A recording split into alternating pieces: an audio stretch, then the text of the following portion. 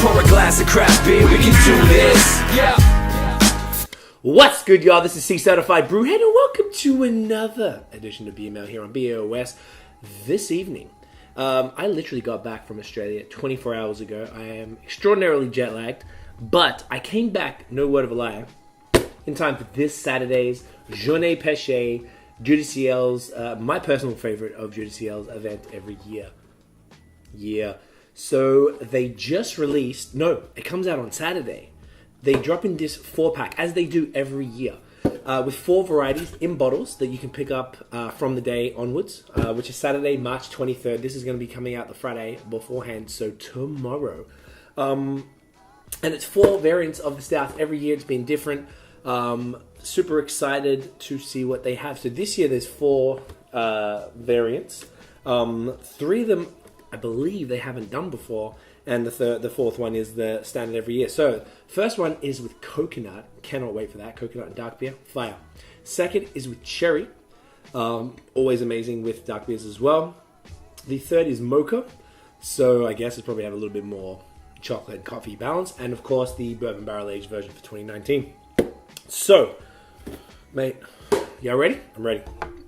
So, jet lag is a real thing. It's very serious. I forgot. I haven't been to Australia for a year. I always forget these are twist stops. Oh, sorry. Cherry first, not coconut. My bad. Yeah, I always forget. The jet lag is ridiculous. So I'm hoping these coffee stouts will keep me going. So, as always, all these beers are 9.5%. It says extra strong stout with cherries. Intense coffee, tart cherries. Fruity acidity, blah, blah, blah. So, my good friend Noah Forrest of Beerism, he wrote an article that's out now. I'm going to link that in the description. Now, Noah fantastically reviewed all these beers, and one thing he did say is that all of them had a very subtle flavor right now, particularly these 3 variants aside from the bourbon barrel. So, I have another pack I'm going to age for a few months. So, if you're able to get a hold of 2 packs, that's what I'm planning to do. I'm actually quite excited that it worked out this way, so I can try them right now before the event, and then just behind me there. Not optimal temperatures. If you got a temperature-controlled room, that's always better. Yeah, I'm going to age them for 3 to 6 months, maybe until after the summer. What is it, March? Yeah, maybe until after the summer, when it gets cold again, October, November, and bust them out and see how the flavors have changed. So, cherry. Smells like a stout. Maybe some slight fruity flavors, so, all right, get in you. This beer is incredible. So, as Noah did say, it is quite subtle, but I'm definitely getting it. Like, if I tried this side by side with the original, I really feel like I would pick that out. Super bitter from the coffee up front. That's the first flavor I'm getting, some bitterness. I mean, it's 9.5. You can taste that it's boozy, but it's not like punch in the face. It's always super subtle. Some nice espresso vibes. I'm definitely getting that fruity acidity, as they suggested. Kind of tastes like a... just kind of, like chocolate-covered raspberries or something like that. I couldn't specifically tell you that it's cherry versus any other red fruit, if I'm honest. Once again, perhaps due to the subtlety. Could come through later. Yeah.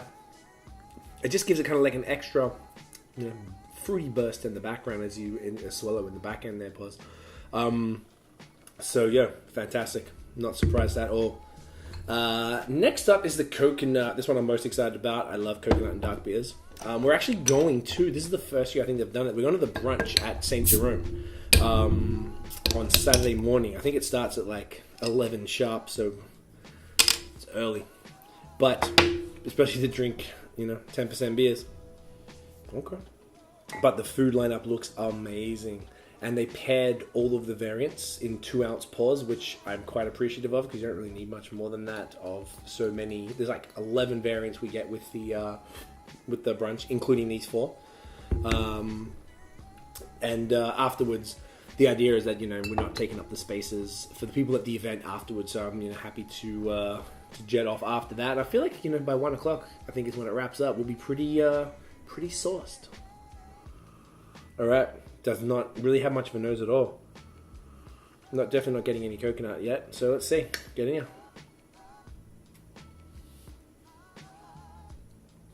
Nice. So side by side with the cherry, you can tell this absolutely has no fruit in it. Very, very big difference. Much smoother, subtler.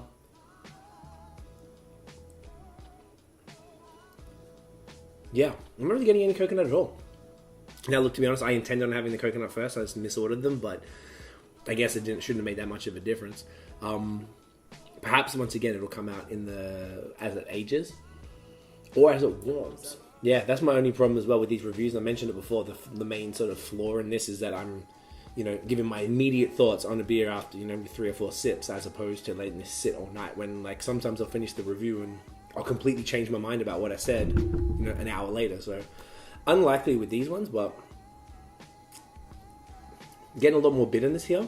Super smooth though. I would assume they probably didn't put a ton of coconut in this.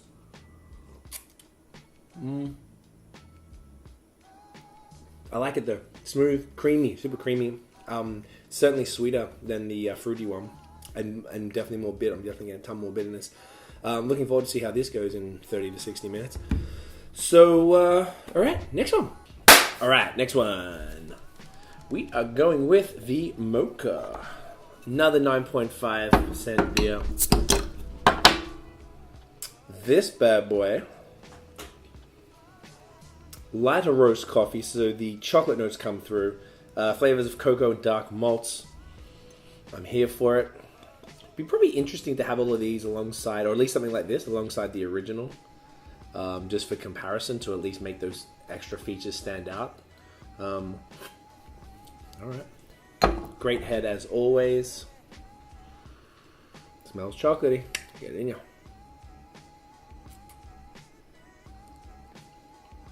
Nice, super dusty. Doesn't taste any more chocolatey than the original, if I'm honest. Yeah, the dustiness is like crazy. I quite like that though. Yeah, bitter, tons of espresso. Less bitter than the coconut. The coconut was like, in hindsight, quite bitter. This is less than that for sure. Smooth, creamy, kind of sharp carbonation actually. A bit of a bitterness in the back end as well, maintained. The chocolate's definitely there. But I think this one could be the type of beer that would potentially sort of grow over time.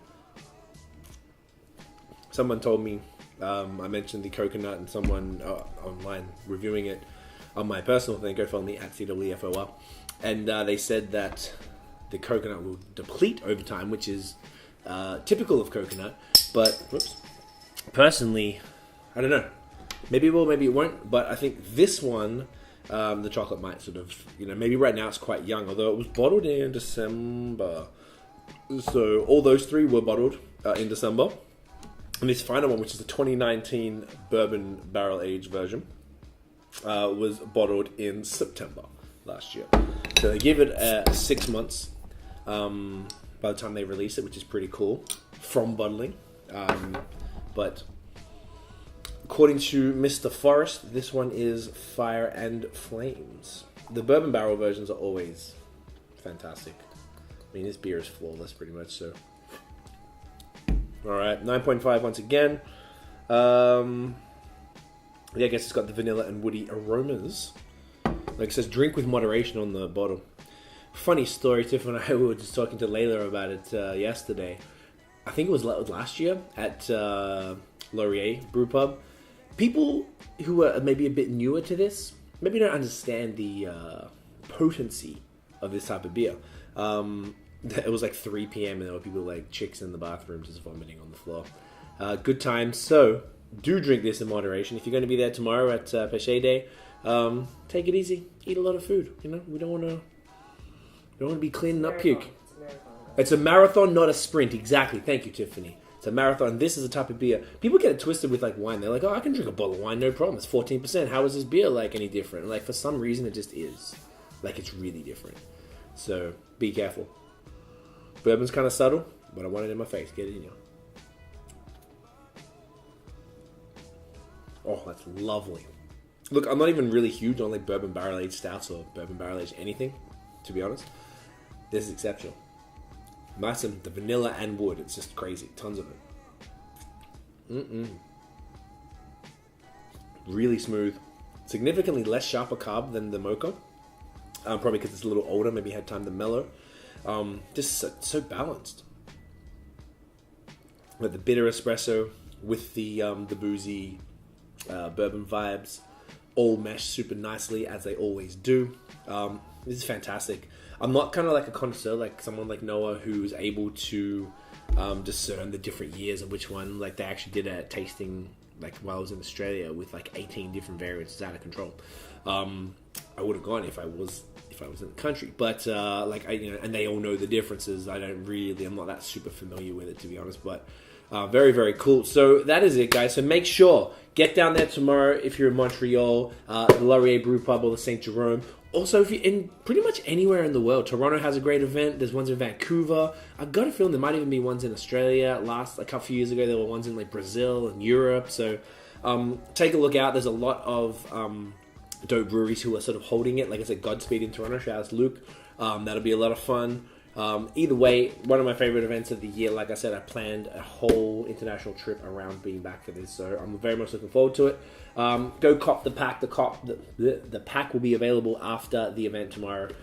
These beers are great. You're going to try them while you're there, and you're going to want to take some home. So if you enjoyed the video, ladies and gentlemen, boom, smash the thumbs up, hit subscribe below, hit the notification bell, Tiffany, so you know when the new drops. Follow us on social media at BAOS Podcast, and check out the long form audio. Follow us on Spotify, Apple Podcasts. Always got some fire coming. That is it, y'all. Thank you for watching. We'll see you in the next video, and as always, get it in ya.